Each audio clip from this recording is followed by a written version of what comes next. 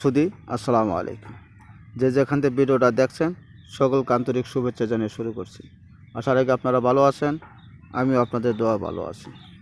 এই লাল দুধিয়া লতা এটা পেট ঠান্ডাকারক, গ্যাস্ট্রিক, আলসারের কাজ করে। এটা সাধারণ দুর্বলতা, স্নায়ু দুর্বলতার কাজ করে। এটা যৌন দোষের কাজ করে, যৌন দুর্বলতা কাজ করে। যাদের ঘন ঘন স্বপ্ন দোষ হয়, এক রাতে 2-3 বার স্বপ্ন দোষ হয়, তাদের সুন্দর কাজ করে।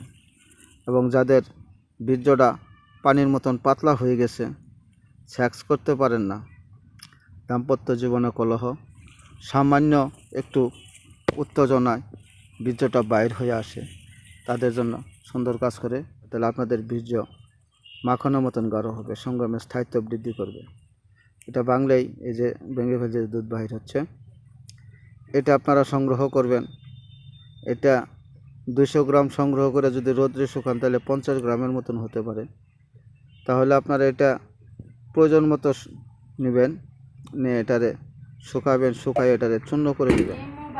এটা চূর্ণর সাথে একটু ঘি এবং একটু মধু মিশাবেন, মিশিয়ে এটা পেস্টের মতন করে তৈরি করবেন।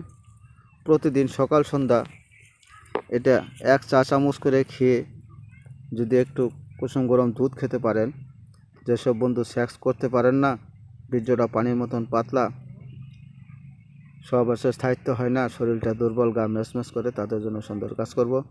বন্ধু, ভিডিওটা ভালো লাগলে লাইক করবেন, শেয়ার করবেন এবং যারা সাবস্ক্রাইব করেন নাই তারা সাবস্ক্রাইব করবেন। আসসালামু আলাইকুম।